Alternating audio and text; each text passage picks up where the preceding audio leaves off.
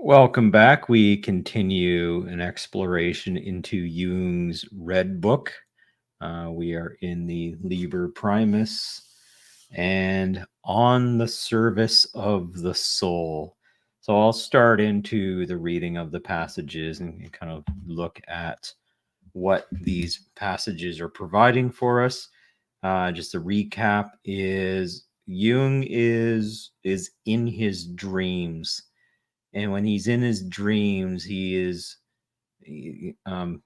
Christian background is coming into it. There's elements of biblical parables coming into play, and it's almost like this is weaving into a narrative that the spirit of the depths is moving him towards.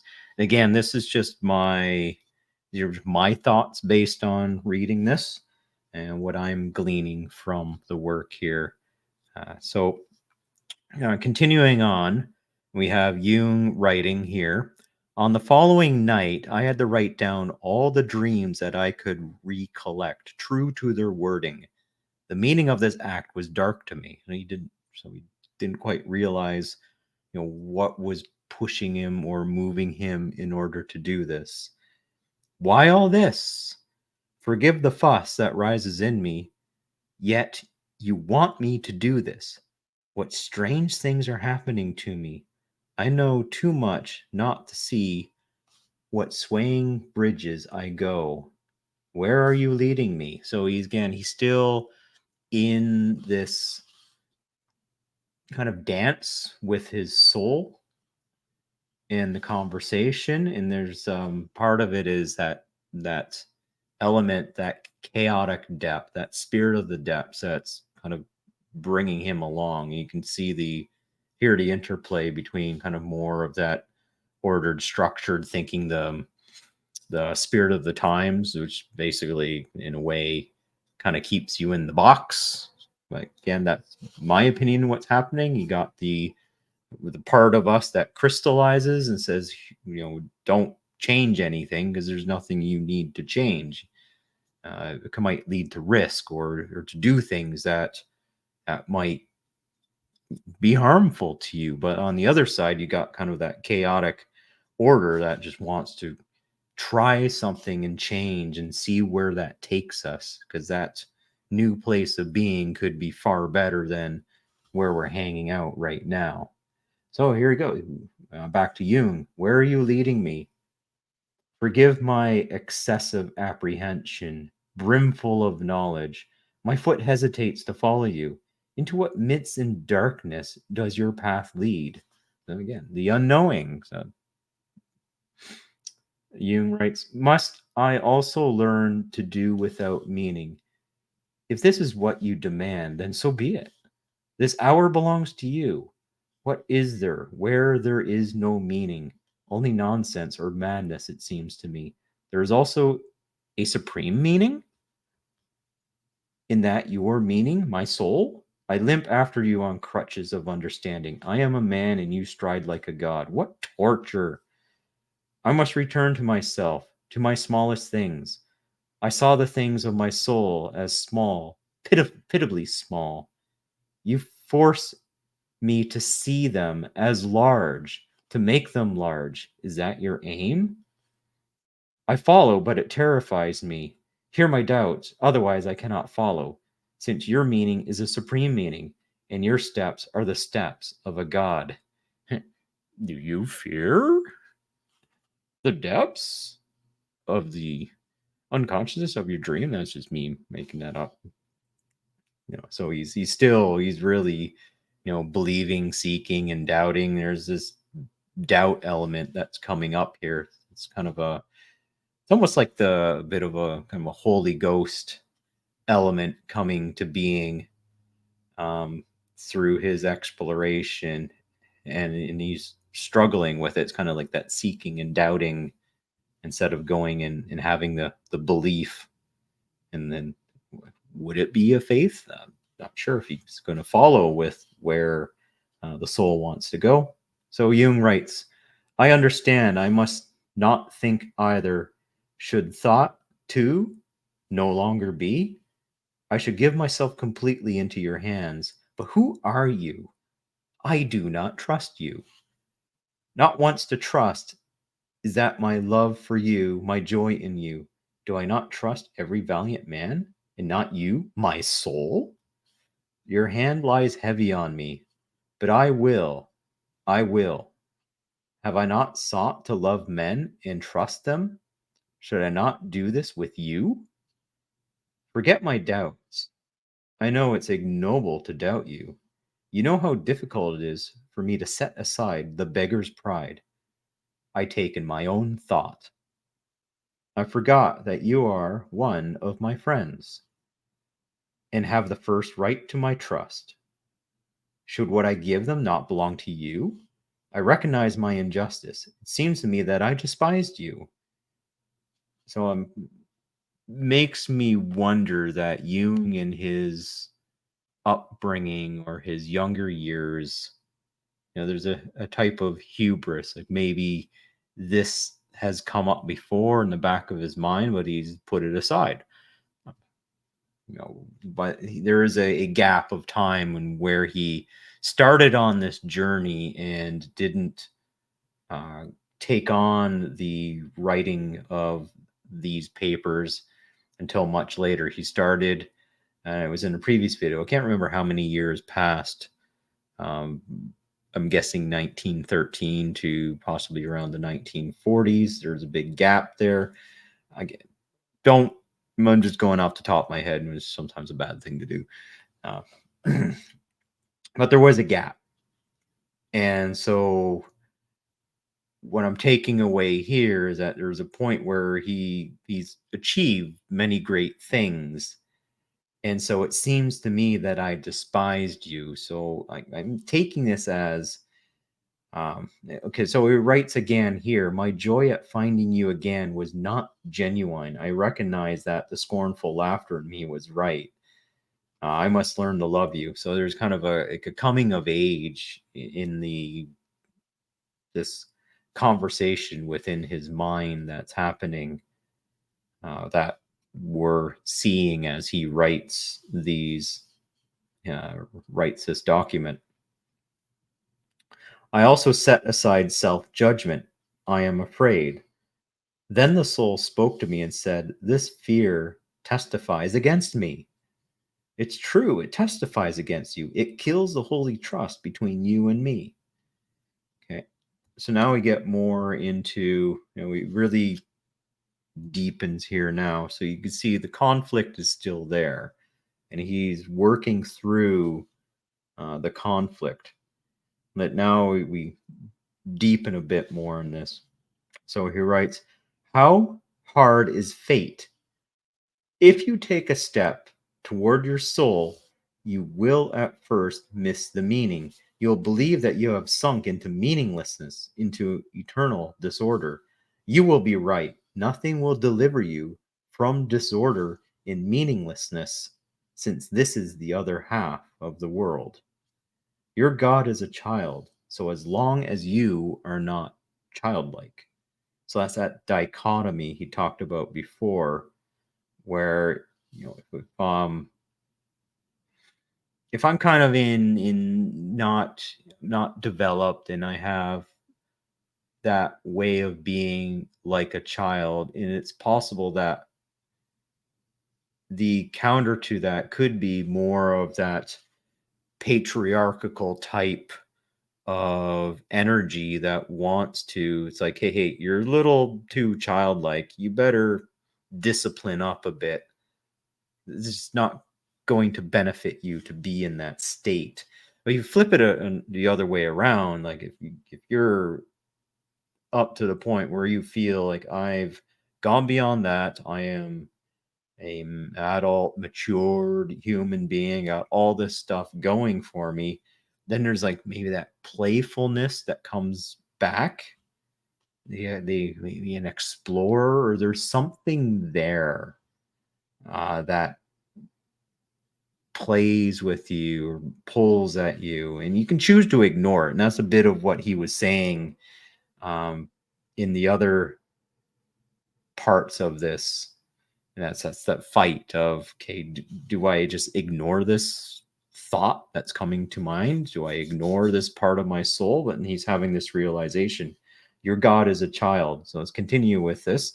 Your God is a child. So as long as you're not childlike, is a child order meaning or disorder caprice? Disorder and meaninglessness are the mother of order and meaning. Order and meaning are the things that have become and no longer becoming. So there's that element of, when you're no longer becoming, there's that act of creation. There's cessation to that. Is that, something that we ask? Is that cessation kind of like dying, or is that death? And not saying that that's what Jung is, at this point, what he's trying to say, but he's playing this out. He's working with these two elements. Writing again, continuing, you open the gates of the soul to let the dark flood of chaos flow into your order and meaning. If you marry the ordered to the chaos, you produce the divine child, the supreme meaning beyond meaning and meaninglessness. So if you marry the ordered to the chaos, so there's that coming together of the two pieces, the yin and the yang that connect together. And from there, you get, so he's saying there's a higher element when you put those two energies together. And this goes into, especially in the time here, recording this one right now in September 2023, with the culture wars that are going on, where that ordered side is being kind of knocked down, saying we have to take down that old way of doing things and build a new way of doing it. But it's becoming almost seemingly unbalanced in our society today. You need to have, from a political standpoint, it's, you got the conservative side energy and you got more of the progressive or liberal side energy. Both need to work together.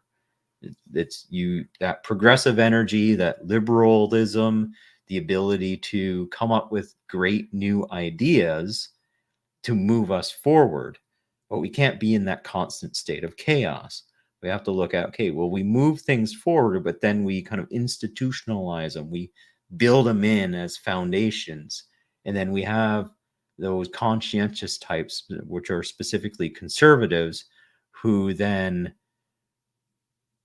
execute or manage or keep these new concepts engaged. And with that comes a sense of tradition, a sense of maybe building community, building connections, and making sure that the progressive work or the thinking and that moving forward then gets built in, and from which we can build our culture and have nice things.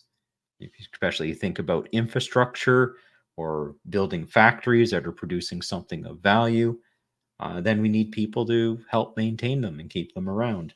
If you got too many people helping to maintain and keep stuff around and nobody's innovating, then you get caught on the other side of that, is where if anything changes, we can no longer innovate through potential disorder. And that's the other side of the coin that doesn't work out. So there's a balance here that's needed. Okay, so make sure I'm back. So if you married the ordered to the chaos, so again, it's what Jung's writing. If you marry the order to the chaos, you produce the divine child, the supreme meaning beyond meaning and meaninglessness. You are afraid to open the door? I too was afraid, since we had forgotten that God is terrible. Christ taught, God is love. But you should know that love is also terrible. I spoke to a loving soul, and as I drew nearer to her, I was overcome by horror, and I heaped up a wall of doubt and did not anticipate that I wanted to protect myself from my fearful soul. Struggle continues. You dread the depths, It should horrify you, since the way of what is to come leads through it. It's almost like since the way of what to come leads through it. And it's almost like threading a needle, but in order to thread the needle, like it takes, if you haven't done it before and you try to thread a needle, you kind of have to push that thread through, but the thread might be frayed and it won't hit into the eye of the needle. So sometimes you have to lick it and you have to work on it in order to push it through. But once you push it through, you've completed that task, and the opportunity beyond the eye of the needle opens up to you. But as there's a discipline needed in order to figure out, well, how best do I get the string through? Do I lick it, pop it through? And sometimes with a string, we can bend it in a way and make a little loop and then tighten up that loop and stick it through because the frayed end is too much to go through. And I have to temper that, much like ourselves. If we want to see what we could become of potential, there might be the frayedness of ourselves, the fraying and the pieces that are blocking us from continuing that journey. And if we to clean that up somehow, we can then progress through. Okay. You, let's take a look where I was here. Apologies for that. Uh, you dread the depths, it should horrify you, since the way of what is to come leads through it. You must endure the temptation of fear and doubt, and at the same time acknowledge to the bone that your fear is justified and your doubt is reasonable. How otherwise could it be a true temptation and a true overcoming? Christ totally overcomes the temptation of the devil, but not the temptation of God to good and reason. Ooh, that's interesting. So Jesus did have the encounter with the devil, and the devil tried to tempt him. The devil tried to tempt him. But Jung puts a really interesting.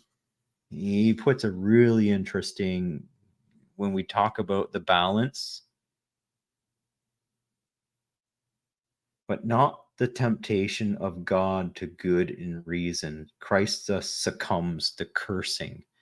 I think that is in reference to the kicking out of the money changers in the temple. I think that's the time where Christ comes back, but Christ, for the one time that he lost it, was kicking the money changers out of the temple because the people who really needed healing wanted to come to the temple, but the money changers are hanging around thinking, and also I think what they're doing is they're taking in order to come into the temple, you have to pay, whatever, like a silver coin or something like that. And for the poor people, that's just, they just can't do it. So then they can't meet and talk with or get the support that they need that was typically there for them so that they can heal. And much like any civilization, if you can't heal your people or the people who are the most disadvantaged and there's no place for them to seek some sort of refuge, to get some sort of help, to have somebody to talk about the problems, that is going to propagate through your civilization and potentially into the culture. And that's a difficult thing to turn around once that locks in and takes hold. So even Jung here is saying that there's a point where we can go too far. And was it good that he kicked the money changers out of the temples? Yes, but to it's like, did the ends justify the means to get to the point where you're wanting to do so much good that that vengeful and spitefulness came out. I want to serve my God so well that there has to be burning retribution or Jesus taking a whip and swearing at the money changers to get him out. And Jung's like, oh, look at this. You got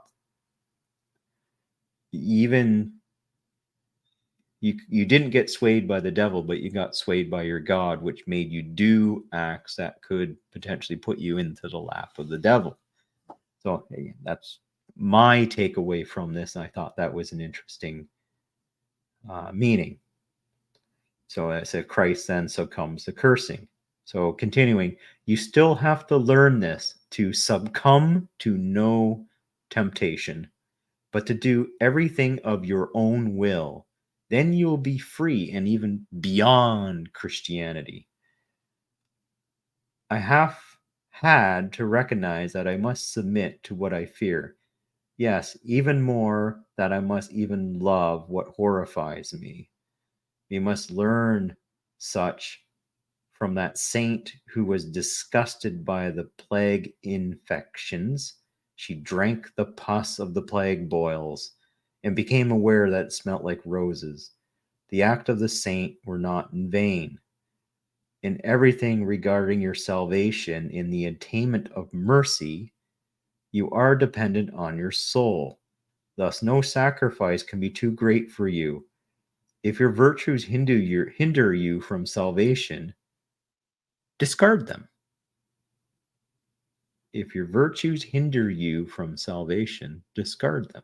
So it's burning off the stuff that's no longer serving you is another way of looking at that. Unlearning, uh, if you had a particular upbringing and you can't even move ever so slightly into doing something that might be construed as wrong, to what point does, and not saying that, just go out and just do evil and do evil, but at what point do you tell a child a little lie that, okay, yeah, there is this tooth fairy that will come and build a castle out of your teeth? And to what point of doing that, like just to create a story in this narrative? And I didn't quite understand tooth fairy, but I like the idea that money would appear under my pillow when I had a tooth that fell out after I was a kid. And it's just those little bits of wonder and the little bits of feeling like magic that these things can happen, I think creates that, makes life a little more interesting than just, yeah, your tooth fell out, what the heck? Maybe a celebration, because it is kind of a coming of age when the baby teeth come out and you move forward. But in order to do that, I have to tell a little bit of a lie. And if my virtues are uh, so developed to a point that they are to a point, there's an uncompromising order that goes with it, then that can be just as bad as having like a complete and utter evil, chaotic way of just going about life. Um, again, there's two sides to the coin, and you may have to sometimes have a little bit of necessary evil in a way that that this person could be dangerous. So you're going to watch yourself around them, but it comes back to the biblical, the way of God saying the meek shall inherit the earth. And we don't mean meek like here's a bunch of weaklings that are going to become the rulers of the world. Is the fact that there are people out there that could do large amounts of harm, but they can always choose not to do that. And that's the definition of meek. I have that capability, but I don't execute on that capability. So again, going back to what Jung is, and I'll repeat here, I have had to recognize that I must submit to what I fear. Yes, even more, that I must even love what horrifies me. We must learn such from that saint who was disgusted by the plague infection. She drank the pus of the boils, became aware that it smelled like roses. The acts of the saint were not in vain. In everything regarding your salvation and the attainment of mercy, you are dependent on your soul. Thus, no sacrifice can be too great for you. If your virtues hinder you from salvation, back to what this is, discard them, since they have become evil to you. The slave to virtue finds the way as little as a slave to vices. If you believe that you are the master of your soul, then become her servant. If you were her servant, make yourself her master, since she needs to be ruled. These should be your first steps. Like sometimes some things get a little out of kilter and they got to get knocked back into place. Um, it's a maintaining balance element that Jung is putting up. I kind of like this. If you believe that you're the master of your soul, then become her servant. So it's like, great, you got everything all figured out. Well, embrace a little bit of chaos. But if you're a little too much unhinged, then you're going to need a little bit of master to come in and help bring some alignment into that. Much like, we lose discipline, we lose cohesion. Perhaps you're not going to the gym, made a promise. I'm not going to the gym as much as I needed to. I'm not eating properly, and I might need somebody around to give me a little, hey, get back on your game. You got this goal, and you're no longer reaching towards that goal. And so having an accountability partner. So here, Jung is placing an accountability partner into his own psyche. Again, we see the interplay between order and chaos here, as much as this is a theme that's continuing on within Jung's work here. During 6 further nights, the spirit of the depths was silent in me, since I swayed between fear, defiance, and nausea, and was wholly the prey of my passion. I could not and did not want to listen to the depths. But on the 7th night, it's almost like biblical. On the 7th night, the depths did not rest. It's kind of like opposite of God. Depths woke up. And, okay, here it says, the spirit of the depths spoke to me. Look into your depths. Pray to your depths. Waken the dead. It's almost like Abraham, God going to Abraham. Yeah, you can be great, but just get out of your dad's basement. Come on, move. And Abraham did that like 75 years of age, finally started his journey. But I stood helpless and did not know what I could do. I looked into myself, and the only thing I found within was the memory of earlier dreams, all of which I wrote down without knowing what good this would do. I wanted to throw everything away and return to the light of day.